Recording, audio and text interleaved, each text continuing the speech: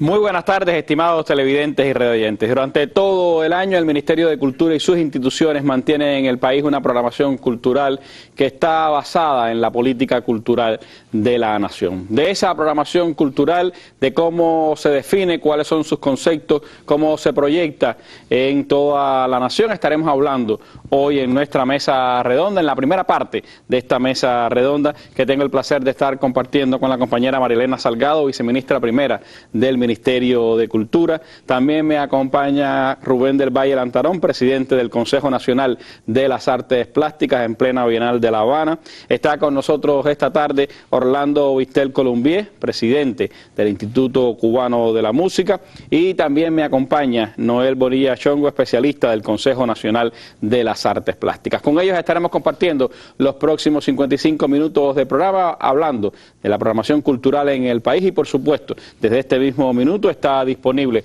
para ustedes el teléfono 7831-2484, que gentilmente Radio Rebelde ha puesto a nuestra disposición para que usted pueda dar su opinión o hacer su interrogante sobre este tema que estaremos debatiendo hoy en nuestra mesa redonda. Siga con nosotros durante los próximos minutos del programa.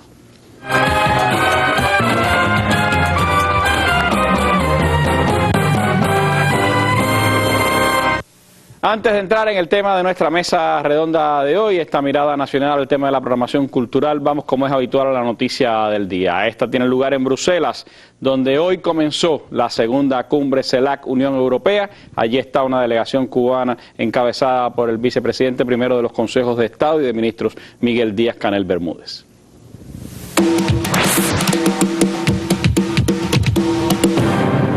Una maratónica jornada de encuentros bilaterales marcó la mañana en el edificio Jutta Lipsus de Bruselas, sede de la segunda cumbre CELAC Unión Europea. Sobre el mediodía, el polaco Donald Tusk, presidente del Consejo Europeo, recibía oficialmente a los jefes de delegaciones y minutos después abría la primera sesión de trabajo. Como presidente pro tempore de la CELAC, el mandatario ecuatoriano Rafael Correa ofreció uno de los discursos de apertura, centrado en las cuentas pendientes de las relaciones birregionales. Resulta inaceptable que mientras América Latina y el Caribe tienen depositados $1 billón de nuestros recursos en el primer mundo, sigamos dependiendo de préstamos externos, inversiones extranjeras, de cooperación sin ningún impacto estructural. Debemos aprender a aprovechar nuestro ahorro y destinarlo a la inversión en nuestra propia región. Para eso la CELAC trabaja en una nueva arquitectura financiera regional. Cuba y Venezuela estuvieron presentes. Celebramos el triunfo de la dignidad y soberanía del pueblo cubano y el proceso de restablecimiento de las relaciones diplomáticas entre Estados Unidos y Cuba. Aún queda por extirpar el inhumano e ilegal bloqueo y la devolución del territorio ocupado de Guantánamo. Rechazamos y demandamos la derogatoria de la orden ejecutiva emitida por el presidente de los Estados Unidos, Barack Obama, imponiendo sanciones unilaterales a Venezuela por supuestamente constituir un peligro a la seguridad nacional de Estados Unidos. El resto de las intervenciones fueron a puertas cerradas, incluida la del primer vicepresidente cubano, Miguel Díaz-Canel Bermúdez. Este viernes cerrará sus puertas esta cumbre con la supuesta aprobación de 3 documentos que, si bien no cerrarán brechas históricas, sí podrían acercar a 2 regiones que buscan puntos en común. Desde Bruselas, Bélgica, Antonio Gómez, Adrián Migueles y Oliver Zamora Oria, Sistema Informativo de la Televisión Cubana. Bueno, noticia del día, esta cumbre que ha tenido lugar, ha tenido su primera jornada en el día de hoy en Bruselas y de la que, bueno, esperaremos cuáles son los documentos finales. Había todavía discrepancias en cuanto a algunos de esos documentos. Veremos cómo cierra la jornada de mañana. Vamos entonces a hablar de la programación cultural en el país, sus conceptos y sus expresiones a través de la presencia acá del Ministerio de Cultura y sus instituciones.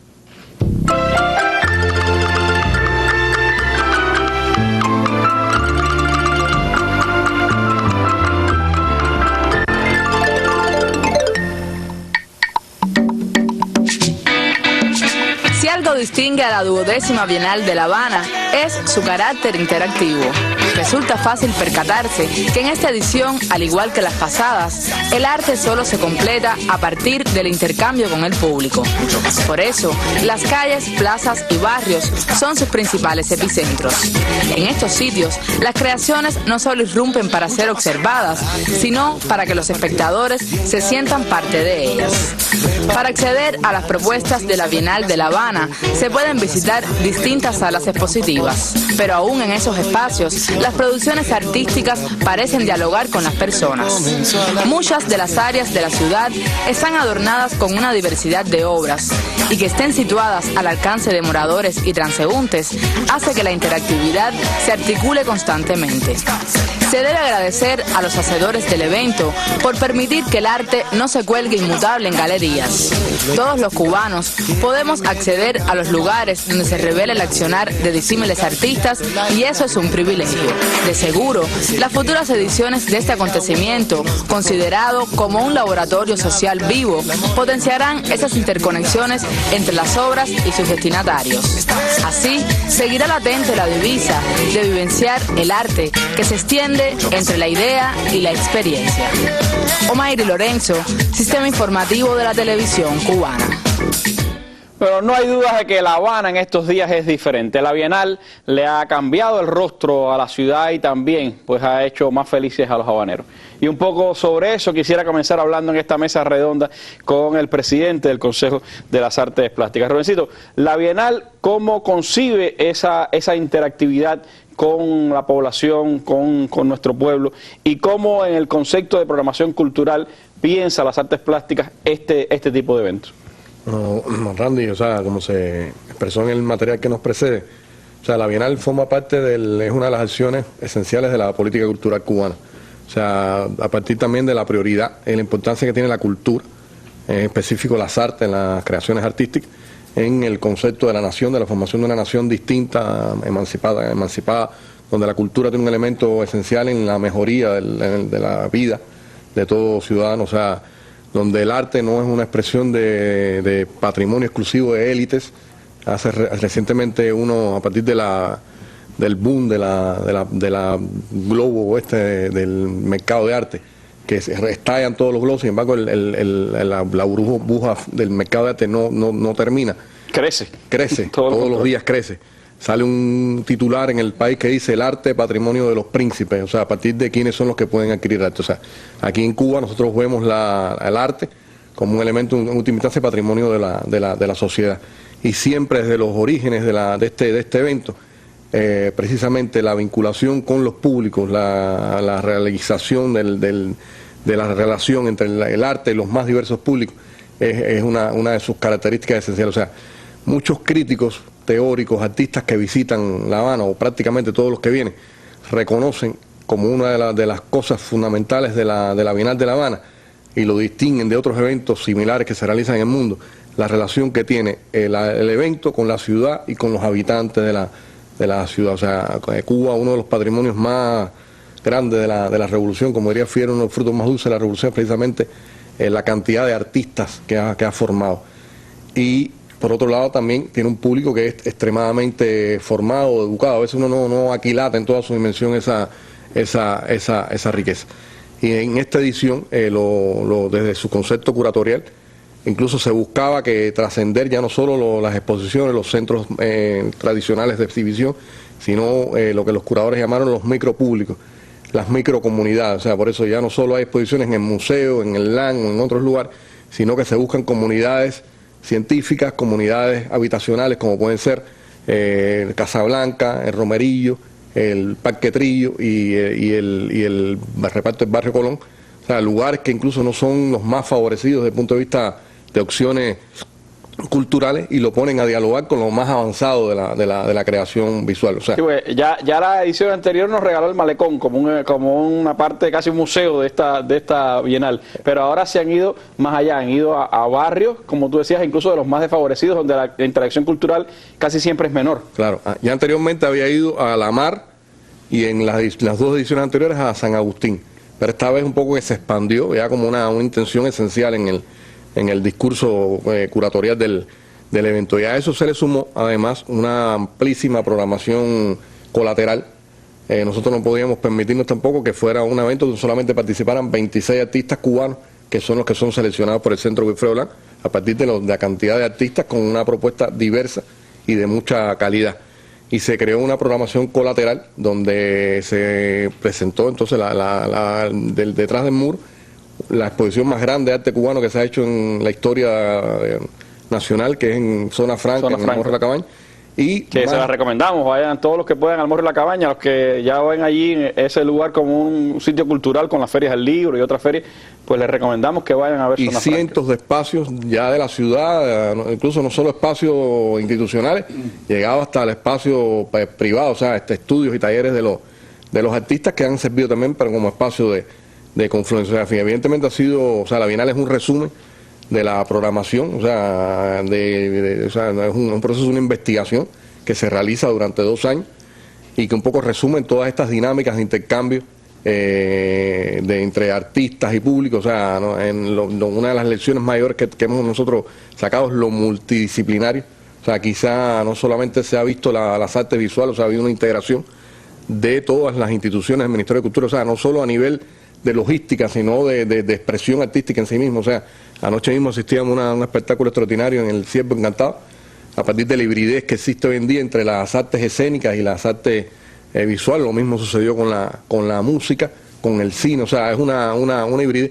Y yo creo que en esta edición también, yo podría decir que la Bienal ha sido realmente una Bienal de La Habana. O sea, no solamente una Bienal en La Habana, a partir de la voluntad especial que ha puesto las autoridades del partido y del gobierno en la ciudad en hacer de esto un evento de la ciudad, de toda la población, y un poco ahí se han articulado esas posibilidades que tiene la cultura de influir y de mejorar las personas en sentido general. Creo que esto resume un poco la experiencia que se ha venido acumulando en términos de programación cultural. Es decir, tú señalabas 2 aspectos que me parecen importantes. Uno, el hecho de que una Bienal, que su centro es las artes plásticas, es capaz de aglutinar al resto de las artes. Y también el hecho de que estamos hablando no solo de un evento que va a las instituciones culturales, sino que sale de ellas hacia donde está el pueblo. Exactamente, o sea, es una hoy en día uno de los grandes conflictos que tiene el arte contemporáneo, y es paradójico porque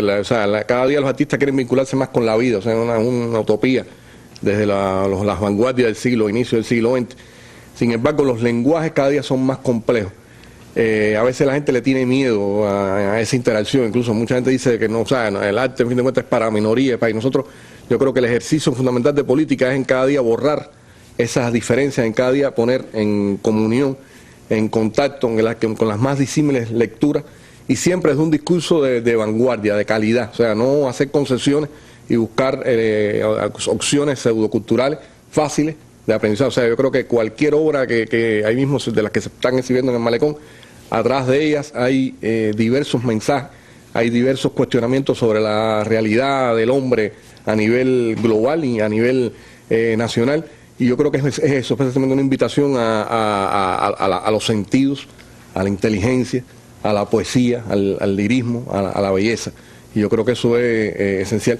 Y yo quiero, Randy, anunciar que esto es posible, además por la confluencia de público, artistas, investigadores, críticos, por el papel de los medios de comunicación. O sea, yo creo que sin lo que han hecho y con lo que siguen haciendo los medios de comunicación masiva, en acompañar este evento, en hacer lo suyo, en seducir, en formar, en conquistar público, esta utopía no es posible. Algo que quizás nos falta en otras programaciones culturales y en otras expresiones del arte, pues ha sido muy bien favorecido para la Bienal, que ha sido ese reflejo en los medios de comunicación. Pero creo que eso sorprende también, Rubén, cuando uno va, como tú decías, cada vez el lenguaje de las artes plásticas, el lenguaje visual es cada vez más complejo. Sin embargo, uno se sorprende de ver cuánta gente, cuántas familias, cuántas personas, jóvenes, ancianos, de todo tipo, uno se las encuentra visitando las galerías en estos días, yendo al Malecón o yendo a la propia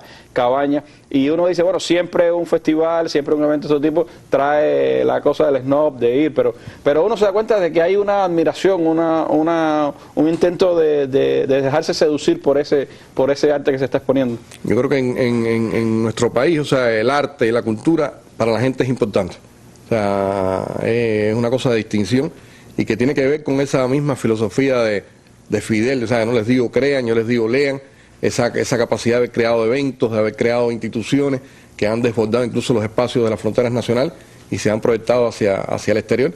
Y yo creo que ahí están los frutos, a pesar de los problemas, de las carencias, de las limitaciones, de los mismos de dificultades institucionales, pero yo creo que cuando se hace algo con pasión, con compromiso, y hacer la Bienal de La Habana en última instancia es asumir un compromiso con una cosa que tiene una historia que ya va por más de 30 años, fundada por Fidel en homenaje al hombre más grande que ha dado el arte cubano, que es Wilfredo Lang, y por donde han desfilado los principales especialistas, artistas cubanos. Creo que es una actitud que uno tiene que ser consecuente con ella. Bueno, pues hasta el 22 de junio podremos seguir disfrutando de esta Bienal de La Habana. Si usted no ha sido partícipe de ella, lléguese a las galerías, a los barrios, a Casablanca o allí al Parque Trillo, vaya por acá, por el medio de plaza y visite las galerías, busque los lugares donde está la Bienal de La Habana, que sin duda se va a encontrar con arte bueno, arte purificador y también con esa posibilidad de crecer nosotros como seres humanos. Pero esto es solo parte de lo que significa la programación cultural. Hablaremos de otros temas aquí en la Mesa Redonda. Siga con nosotros.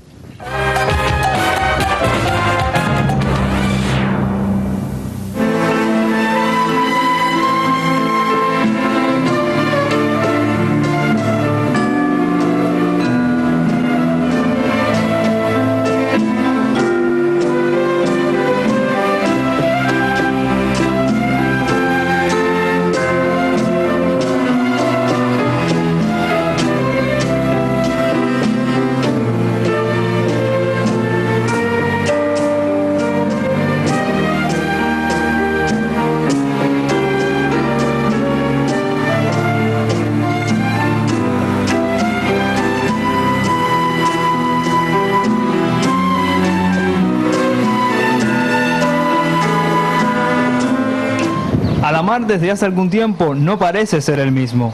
Convertir a la escuela en un verdadero centro cultural ha sido el propósito de maestros y padres en la primaria Orlando Pantoja en Habana del Este. Diferentes manifestaciones artísticas se dan cita en este lugar, dando rienda suelta a la imaginación.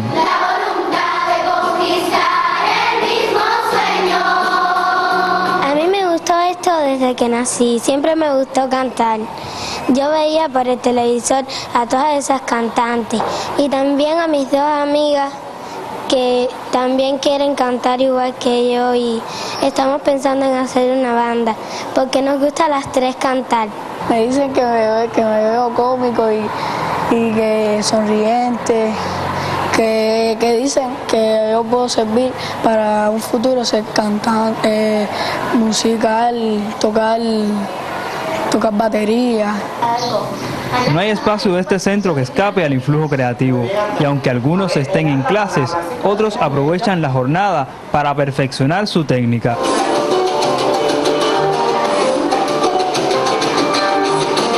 Los talleres se hacen de lunes, miércoles, jueves y viernes en el horario extracurricular, es decir que los alumnos muestran gran interés en asistir porque ya es después del horario de la escuela y así todos vienen, los padres nos colaboran.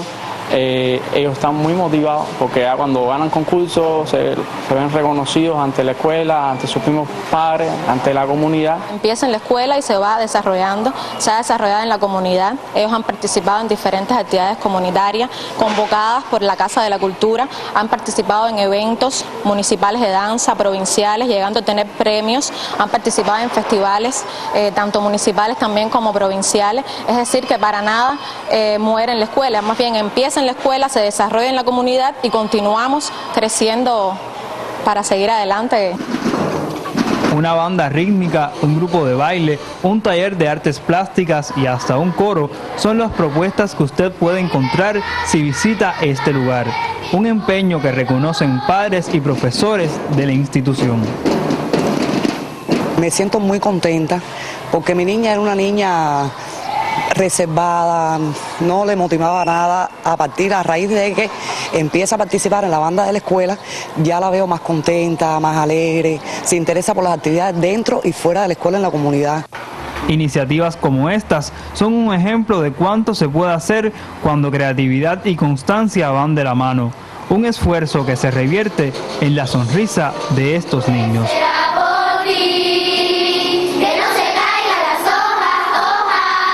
Adolfo Ley y Oscar Figueiredo Reinaldo, especial para la Mesa Redonda. Bueno, Bienal de La Habana por un lado, una escuela como esta en Alamar por el otro. Eso me lleva a preguntarle a la viceministra Marilena, ¿cuáles son los conceptos de programación cultural que tenemos en el país? ¿Cómo la política cultural privilegia esa programación cultural no solo en La Habana, sino en todo el territorio nacional? ¿Quiénes deben participar de esa programación cultural en el país? Sí, yo creo que es muy importante abordar la programación cultural del país como un proceso, una parte del trabajo cultural y de la política cultural. Es un proceso complejo, es un proceso muy polémico. Es el momento en que se realiza y que tiene el contacto y se imbrica la obra realizada por los creadores, por los artistas, con la institución, el público, los medios, y es el momento de realización final de esta obra. Yo creo que es muy importante como antecedente del trabajo de la programación cultural, ir a los principios fundacionales de la política cultural, que Rubén los mencionaba, pero que tienen en años tan iniciales del proceso revolucionario. El próximo año cumple 55 años, Palabra a los intelectuales, que es como se conoce el momento de la reunión del comandante en jefe en 1961 con los escritores y artistas, donde se habla por primera vez de qué quiere hacer el gobierno revolucionario para con la cultura, hacer una revolución cultural. Y ahí se habla de democratizar la cultura, de la libertad de creación, del acceso de la población a los procesos culturales, de institucionalizar la cultura. Y a partir de ese momento ya había, en el propio año 59, se había fundado el ICAI, se había fundado la imprenta nacional, que como todo el mundo conoce, hizo masivo los clásicos de la literatura para disfrute de la población, y la campaña de alfabetización como el primer acto de la revolución cultural, y posteriormente el surgimiento de un grupo de instituciones, la Escuela Nacional de Arte, posteriormente la Escuela de Instructores. O sea, se iban creando las condiciones, las simientes, la formación del movimiento artístico cubano, y a la vez las instituciones que le darían cabida a ese movimiento y lo llevarían al disfrute de la población. Muy a principios de los 80 se extendió el sistema institucional de la cultura a todos los rincones del país, a los municipios, en aras de preservar, de difundir, de conservar el patrimonio, la aparecieron memoria las casas histórica. de cultura, museos municipales, la red de bibliotecas públicas, aparecieron las librerías, aparecieron los coros, un grupo de instituciones, apareció la Casa de la Cultura para rescatar, para preservar, para difundir los saberes populares, para darle un camino a ese patrimonio intangible de los pueblos, de las comunidades. El otro día, conversando con Graciela Pogolotti, con la doctora, me decía, uno sabe cuando va por la carretera central, cuando uno va por Holguín, cuando uno entra a las regiones orientales, porque uno lo siente en la manera de actuar, y eso es la cultura, es el tejido de la sociedad, como ella muy bien lo ha dicho muchísimas veces, y a eso se iba encaminado, o está encaminado el trabajo cultural. Por supuesto, la cultura no es inamovible, se enriquece, aparecen nuevas tendencias en el arte, en el mundo rápido, ágil que estamos viviendo, las nuevas tecnologías de la información, las tecnologías y los procesos culturales que se complejizan por la rápida obsolescencia tecnológica. Todo eso hoy es parte del trabajo de las instituciones culturales. Y en este complejo entramado de instituciones, de relación de los artistas con la institución, surgen todas estas instituciones. Hoy estamos hablando de alrededor de 2.500 instituciones instituciones culturales en el país, instituciones culturales que les pasó el periodo especial, que deprimió mucho su situación físico-constructiva y material, que hemos tenido eventos climatológicos también en distintas regiones que también han afectado, pero que hoy hay un programa muy importante con el apoyo de los gobiernos de rescate, que quizás un poquito más adelante podamos hablar de ellos. Yo creo que es muy importante, y para no dar una visión solo citadina de la programación cultural, hablar que desde el año pasado nosotros estamos trabajando en los programas de desarrollo cultural de los territorios, de los municipios y provincias, y ahora estamos trabajando en las instituciones nacionales. Estos programas de desarrollo se tienen que parecer al territorio, a las necesidades, a las aspiraciones, a los problemas por resolver, siempre con el liderazgo de los intelectuales y de los artistas y de creadores, de los jóvenes que también tienen una participación muy activa en los programas de desarrollo, y ahí también tienen un papel, un rol muy importante en la programación, poder contar con el talento local, que sabemos que hay municipios desfavorecidos que no tienen artistas o agrupaciones profesionales que puedan recibirlo de las comunidades o lo de los municipios más cercanos, que los puedan recibir de provincias también limítrofes, y este trabajo de rescate, de mantener las tradiciones, de poner en el centro de la vida cultural de la comunidad a los propios protagonistas de estas, contribuyen, como veíamos ahí en el trabajo de la escuela, a formar valores, a apreciar el arte, a darle un uso más espiritual a la vida y al devenir, a la cotidianidad de los niños, de los jóvenes en cada comunidad, que nos permitiría también, sabemos que la cultura es sedimento, que todos los días hay que construirla, pero que en un futuro esos jóvenes sientan no solo en la recreación de una película o de lo que está de moda, de algunos materiales que no tienen los valores que todos quisiéramos que disfrutaran o que aprendieran los niños, y puedan también disfrutar de un libro, disfrutar de la novedad editorial, disfrutar de una lectura en la biblioteca, y eso yo creo que es una de las aspiraciones, y por lo cual tenemos que trabajar constantemente en nuestras instituciones, en nuestras comunidades, con el trabajo, con la dignificación del trabajo de los promotores culturales, de los instructores, de su formación, del completamiento del trabajo que ellos hacen en las escuelas, en las comunidades, en las casas de la cultura, y que puedan también en algún momento pasar a dirigir nuestras instituciones, un relevo generacional con ideas frescas, con ideas novedosas sobre el trabajo cultural. Yo creo que es muy importante el trabajo que se realiza en importantes instituciones fundacionales y que son referentes hoy del trabajo cultural. Cuando hablamos de Casa de las Américas, cuando hablamos del trabajo de la oficina del programa Martiano, que es muy importante hoy en la batalla que estamos librando en el consumo cultural que tienen nuestros jóvenes, en lo que se difunde en las memorias, en el famoso paquete, que no se trata de prohibir, pero sí de buscar alternativas atractivas, lúdicas, que sirva para enaltecer los valores de la patria. Yo creo que también en esos referentes que tienen importantes figuras, imprescindibles figuras de la cultura cubana al frente, y que han contribuido a difundir los valores de la sociedad cubana revolucionaria, yo creo que en ellos tenemos también el resto de las instituciones que perfeccionar nuestra labor, inspirarnos en esos referentes de estas instituciones, en las fundaciones que tenemos nosotros, que también tienen importantes figuras, en la labor de la oficina del historiador,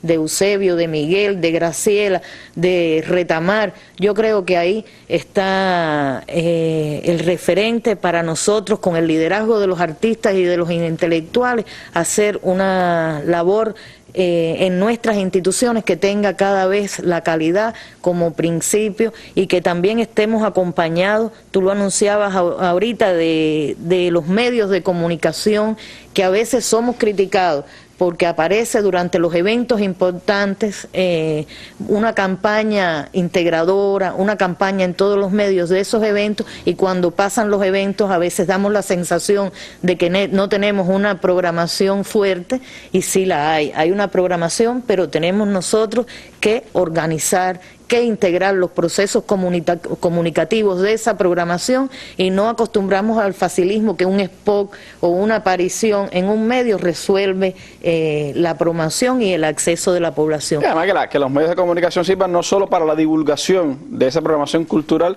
sino también para establecer las jerarquías, para criticar lo bueno o lo malo de esa programación, porque a veces no es ni siquiera que no hay divulgación, sino también que no hay una versión crítica de lo que estamos exponiendo o presentando o haciendo en cualquiera de estas acciones culturales. A veces nos conformamos con presentar la cartelera de va a ocurrir determinada acción, ya sea una puesta en escena, sea un concierto, y no preparamos al público o no buscamos interesar al público en qué contiene, dónde están los repertorios, qué puesta en escena, qué tradición tiene, qué hemos hecho nosotros para atraer, para encantar al público que nos interesa en que disfruten. Y a veces tampoco con posterioridad damos una información de qué ocurrió, cómo ocurrió. No solo la crítica especializada del hecho artístico, sino de la participación de la población, de la interacción con el público. Yo creo que tenemos que ser más intensos también en las encuestas, en saber, en interactuar en los gustos y en las preferencias de la población también, para nosotros poder modificar. El mundo moderno tiene una dinámica muy grande, y nosotros tenemos que acostumbrarnos también con los principios de la política cultural, claro, poder tener propuestas atractivas y no divorciarnos y no darle la espalda también a los intereses del público, siempre con el principio que la calidad de lo que presentemos y el acceso a un teatro o a un espacio tiene que ser a partir de la calidad de la propuesta que estemos presentando. Ahora, Valeria, ¿solo el Ministerio de Cultura, solo los medios de comunicación son los partícipes de esa programación cultural? No, la programación cultural tiene también otros organismos y otras instituciones que hacen uso de los artistas. Nosotros tenemos una fuerte presencia de nuestros artistas en el turismo, en las instalaciones hoteleras y extrahoteleras, en las instalaciones de la gastronomía, en todo el país. Y yo creo que es una responsabilidad del Ministerio, de sus instituciones, pero de todas estas instituciones, de los gobiernos territoriales que también hacen uso para sus fiestas populares o para las actividades más importantes del talento artístico local, nacional o territorial. Y yo creo que ese es un tema muy importante, porque yo mencionaba las tecnologías, la rápida obsolescencia de las tecnologías y lo que representa eso para las instituciones de la cultura. Son los equipamientos técnicos, son muy novedosos, son muy específicos. El bloqueo nos hace adquirirlos también en lugares alejados de nuestro país, lo cual encarece también el presupuesto destinado a eso, pero también tenemos que ser más efectivos en los presupuestos, en no dilapidar los presupuestos, en tratar de hacer más con lo que pone el Estado en manos de la cultura para sus actividades culturales, y en eso juega un papel muy importante la participación de los directivos de la cultura y de las entidades, ya sea del turismo, de la gastronomía, pero también de los gobiernos locales y territoriales, para permitirnos poder tener una diversidad de propuestas artísticas, no solo durante las fiestas populares, sino durante todo el año, en cada uno de los rincones, en cada una de las comunidades, en zonas desfavorecidas del Planturquino, en lugares, en comunidades de tránsito, que nosotros debemos llegarle a cada uno con la cultura, con propuestas atractivas para esas poblaciones. La constancia, esa es una de las cosas que más nos hace falta en todas las tareas, y por supuesto también en la la programación cultural. Una programación que depende de empeños, pudiéramos decir, mayores, como puede ser esta Bienal de La Habana, pero también de la existencia, como se decía, de instituciones culturales, muchas de ellas deprimidas durante el periodo especial. Pero el país tiene, por supuesto, una vocación de rescatar todos esos grandes lugares de la cultura y de seguir pues destinando a este sector importantes partes de su presupuesto anual. Un ejemplo de eso es las inversiones que se están haciendo en diversas partes del país en instituciones culturales. Quizás la más emblemática en este momento, el Gran Teatro de La Habana. Bueno, el Consejo de Dirección del Ministerio de Cultura durante los próximos años ha trazado una estrategia para rehabilitar las instituciones culturales. Esta rehabilitación es el mejoramiento de las condiciones físico-ambientales y de equipamiento de cada una de ellas. La prioridad fundamental está dada en las casas de cultura, en los teatros, en las salas de cine y otros centros recreativos que además que le dan una atención y un bienestar a la población, es una fuente de empleo para nuestros artistas.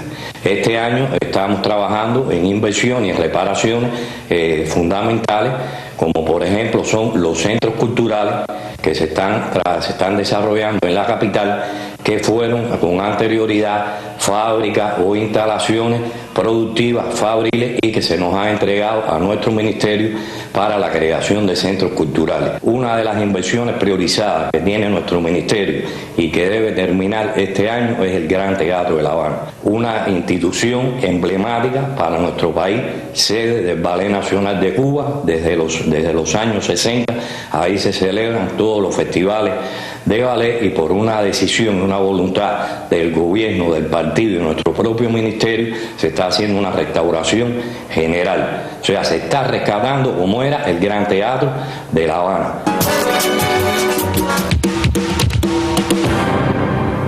Bueno, una inversión fabulosa esa del Gran Teatro de La Habana. Bonito pasar por las noches allí, por el Parque Central, y ver ese Gran Teatro iluminado, que va a ser una de las obras sin dudas más bonitas que va a tener ese centro histórico de La Habana, que está reverdeciendo con las instituciones turísticas allí de ese lugar, pero también con una gran institución cultural como es el Gran Teatro de La Habana. Así pasa en otros lugares, y por supuesto de eso tendremos algunos ejemplos hoy, pero también mañana cuando sigamos con esta mesa redonda. Les recuerdo que está disponible nuestro teléfono 87831-2484, el teléfono de Radio Rebelde, que gentilmente lo cede a la mesa redonda para que usted pueda darnos su opinión, su pregunta, puede participar también, ser partícipe del debate de este tema acá en nuestra mesa redonda. La programación cultural del país tiene un componente fundamental, algo que es prácticamente parte de la vida cotidiana de los cubanos, y quizás el arte que más nos ha dado a conocer en el mundo. La música cubana, que tiene por supuesto una tremenda fortaleza, pero que esa tiene que expresarse todos los días en una programación cultural a lo largo y ancho del país. ¿Viste cómo el Instituto Cubano de la Música, sus instituciones en los territorios, concibe esa política de programación cultural en todo el país? ¿Cuáles son las fortalezas, las debilidades que hoy tenemos? Bueno, primero que todo, el instituto concibe como que la primera obligación del instituto es garantizar la programación. Todo el talento que ha creado la revolución y que ha desarrollado en el terreno de la música no tendría sentido si no logra una expresión a nivel de cada territorio del país, y si este no llega con el sentido enaltecedor que tiene la cultura a cada ciudadano. Estamos hablando de un país que tiene el privilegio de contar en este momento con 6 orquestas sinfónicas, 128 bandas de concierto, 27 coros profesionales y un sinnúmero de agrupaciones de música popular, de música tradicional, música de todos los géneros. Una gran mayoría de ellos ya que han pasado por el sistema de educación artística, el sistema de enseñanza artística nuestro, y se convierten en un potencial creativo de calidad innegable y reconocido en todos los niveles. ¿Cuál es nuestro gran reto?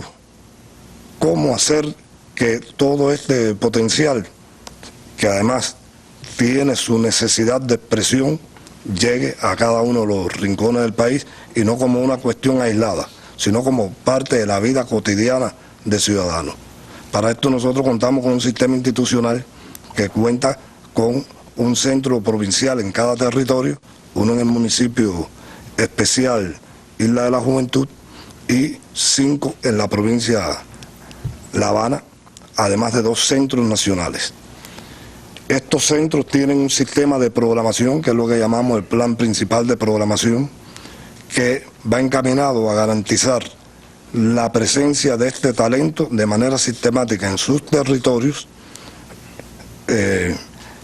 basándose fundamentalmente en un potencial que le hemos llamado subvencionados, que son unidades artísticas y artistas que tienen una marcada repercusión en el patrimonio, son grandes portadores de la calidad del movimiento artístico cubano y que son expresiones imprescindibles en la vida cotidiana de nuestro país. Estoy hablando de los coros, estoy hablando de las bandas, estoy hablando de la música de concierto, y a los cuales destinamos un presupuesto considerable anual para garantizar una programación que llegue a cada uno de los municipios. Incluida esos grupos de música tradicional que son, como decir, tradiciones de territorios específicos. Sí, tradicionales y folclóricos que no queremos arriesgar a que caigan en una relación de mercadeo, de compra y venta, como sucede con otras agrupaciones musicales. Este sistema de programación que funciona, que no quiere decir que sea perfecto, no, es totalmente perfectible, porque tenemos que lograr que alcance a cada municipio de cada provincia, pero es un sistema que se complementa con el sistema de la programación nacional. Una programación nacional que la dirigimos desde los centros nacionales de música popular, música de concierto, y que a la vez calzamos con lo que se llama el plan de giras. El plan de giras que no tiene como objetivo sustituir para nada la programación habitual de los territorios, sino que va encaminada en 2 sentidos. Una, poner referentes de nivel nacional, y en segundo lugar, lograr mecanismos de retroalimentación del talento local de cada uno de los territorios. Este es un plan de giras que, si bien ha decrecido en los 2 últimos años por razones de transporte, etcétera, ha funcionado durante más de 14 años de una manera estable y nos ha permitido poner de una manera sistemática emblemáticas agrupaciones. Estoy hablando tanto de la música popular como la Orquesta Sinfónica Nacional, en el otro extremo, en las diferentes provincias del país. Y se complementa con un sistema de giras provinciales, donde el talento de un propio territorio, digamos ahora las orquestas sinfónicas, acaban de presentarse las 5 orquestas sinfónicas que tenemos en las provincias colindantes, que no tienen orquesta sinfónica. Eso mediante un mecanismo de programación articulado desde aquí, desde el Centro Nacional de Música de Concierto, el Programa de Desarrollo Sinfónico. Toda esta programación se ve coronada también a su vez por el sistema de eventos del Instituto Cubano de la Música. Los festivales, que los tenemos en casi todo el país. Casi todas las provincias tienen un festival. Guantánamo tiene su changüí, como se llama un changüí propiamente. Santiago de Cuba tiene el Matamoros Son, tiene el Pepe Sánchez, tiene el Festival de Coro. Holguín tiene su y aprovechamos estos eventos como pretextos para mover agrupaciones de diferentes géneros, diferentes formatos y diferentes estilos, y hacer una programación intencionada para llamar la atención sobre determinadas zonas de la música. Un ejemplo de los eventos, no de carácter local sino nacional, es el Cubadisco que recientemente culminamos y que dedicamos a la música sinfónica coral y a Rusia como país invitado de honor, y que estuvo precedido por más de 20 días de un evento de carácter local que le llamamos la Gran Isla Coral que Canta, y que movilizó a todos los coros, tanto profesionales como aficionados, alrededor de la discografía, presentando conciertos en su territorio y brindando espectáculos de programación de alto nivel. Un suceso cultural que lamentablemente no tuvo una expresión como debiera en nuestros medios, ¿no? Hablar de eso. Yo tal vez debí comenzar diciendo que en la música y en la cultura existe un concepto de programación y está articulado. Lo que no siempre se hace todo lo visible que debía hacerse. Y no estoy culpando medios, yo pienso que ahí todos tenemos alguna cuota de responsabilidad en hacerlo visible, no solo por los medios, sino en la propia forma en que promovemos el evento, en el propio nivel de información que damos de la programación. Hablábamos hace unos días de lo que sucede en Santiago de Cuba en una semana, y está tocando la orquesta sinfónica, están cantando todos los coros, están tocando todos los grupos tradicionales, están el incipiente pero ya notable movimiento jazzístico tocando en el Lyric Jazz, y está en el anfiteatro Mariana Grajales, que ha sido rescatado, funcionando la música bailable. Ahora, de eso no hablamos, y yo pienso que es una de las cosas en las que debemos nosotros avanzar, igual que debemos avanzar en diseñar programaciones para diferentes grupos. Está de moda decir etarios. Digamos, no hemos logrado todavía concretar un programa encaminado a rescatar y a proyectar una programación encaminado en un país donde ya más del 30% de la población tiene más de 60 años. Sin embargo, no tenemos diseñado una programación para ese sector. Sí, hablamos mucho de la recreación de los jóvenes, del acceso de los jóvenes a la cultura, pero hay que empezar a preocuparse también por ese creciente personas de la tercera edad que necesitan de esa expresión cultural. Y por ahí van los retos nuestros, pero bueno, reconozco no acríticamente que hay un sistema de programación que debe ser todavía fortalecido, y no podemos descansar hasta que la programación no forme parte de la cotidianidad en cada municipio. Esa es parte de los retos que tiene la programación cultural, una programación que también ha encontrado novedosas formas de expresión. Una de esas es la Fábrica de Arte Cubano, aquí en La Habana. Mañana veremos otras expresiones, pero les propongo ver esta mirada de la Fábrica de Arte Cubano, quizás uno de los sitios hoy más visitados por los jóvenes y por otra parte de la población habanera. Bueno, el proyecto Fábrica de Arte tiene un público muy variado. Realmente nosotros hacemos una programación de todo tipo de eventos, tanto de moda como teatro, danza, conciertos en vivo, pero siempre buscamos una forma de que la gente conozca el arte contemporáneo cubano. Estamos buscando, no nos regimos por lo que quiere el público, al revés, nosotros no somos nada comerciales, ¿no? Somos una institución que realmente trata de enseñar y que la gente aprenda lo que tiene en el país, tanto jóvenes como los grandes artistas que pasan por aquí, ¿no? Y eso siempre se trata de hacer todo con la mayor belleza que lleva el arte, ¿no? Desde que empezamos aquí, realmente nos hemos metido en la comunidad. Ya hay un coro de niños de la comunidad, que por cierto cantan muy bonito, el coro de FAC de niños. Estamos haciendo ahora próximamente talleres para danza, artes plásticas. También mucha gente de la comunidad ya trabaja aquí en la fábrica, nos ha ayudado a hacer mil cosas y sobre todo entienden que es un centro cultural y solo esto es Fábrica de Arte.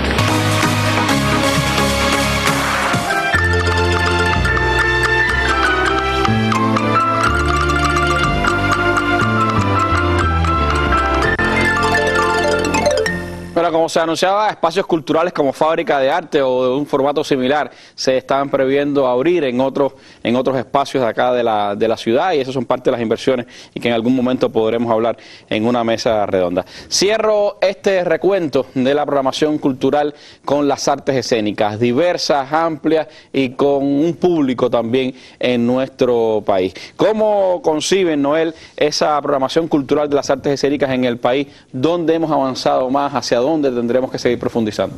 Sí, bueno, creo que es preciso establecer como una línea de acción concurrente entre todos mis colegas acá en la mesa, porque y como gente de teatro, gente de la escena, creo que una dramaturgia perfecta de la programación se concreta en un tríptico que es programación, promoción y producción logística, y obviamente es la concreción de este tríptico se refleja en la programación que tiene que pasar por una instancia de desarrollo artístico, es decir, esas conquistas que hemos tenido, que hemos alcanzado con un talento que tenemos notable en las artes escénicas cubanas, pero también con esos espacios no resueltos que están contenidos en líneas de acción en nuestros programas de desarrollo específicos de determinadas manifestaciones, y también que de alguna manera se regentea todo el pensamiento de la institución Consejo Nacional de las Artes Escénicas. Las campañas promocionales, las campañas de comunicación que tienen que ser intencionadas y que tienen que trabajar, como decía mi colega, en función de la formación de público, desde ese despertar valores asociados, apreciación, nociones de entender la contemporaneidad en el arte.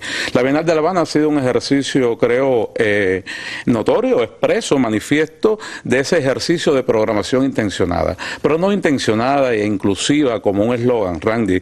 Creo que es por el nivel de participación, de compromiso, de despertar barrial, comunal, y sin renunciar a la jerarquía. Jerarquía, aunque la citamos en un plano de horizontalidades, pero obviamente la Bienal de La Habana ha sido como ese registro inmediato que estamos asistiendo, y por fortuna convergen en la programación de la Bienal muchas expresiones también de las artes escénicas, teatro, danza, circo, humor.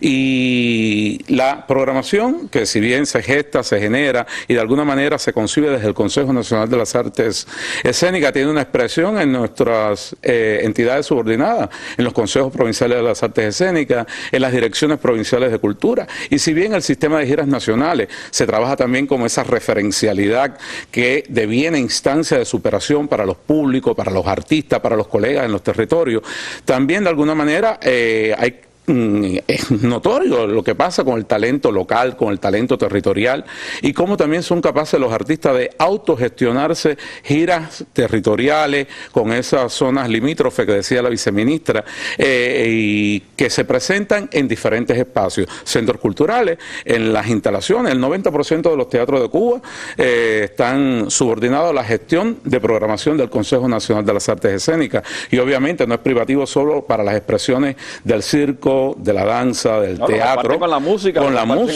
con la Bienal de La Habana. El Ciervo Encantado se ha convertido como una subsede primaria de las expresiones de la Bienal de La Habana, y creo que esa programación cultural, si bien responde a esas estrategias nobles de la política cultural de la revolución, también hay una intención nuestra de despertar esas zonas apreciativas, porque el arte contemporáneo se está expresando desde una zona de hibridación, rompedoras de fronteras, donde los reclamos de las tecnologías nos van retando también esa producción logística con tecnologías que ya están obsoletas, caducas, precarias. Sin embargo, logramos desde la institución acompañar esos antojos, esas obsesiones poéticas de nuestros creadores, y eso a lo largo de toda Cuba. No sé, pensando desde Guantánamo con la cruzada teatral Bayamo, Guantánamo Baracoa, que se dedicó en la mesa a ella.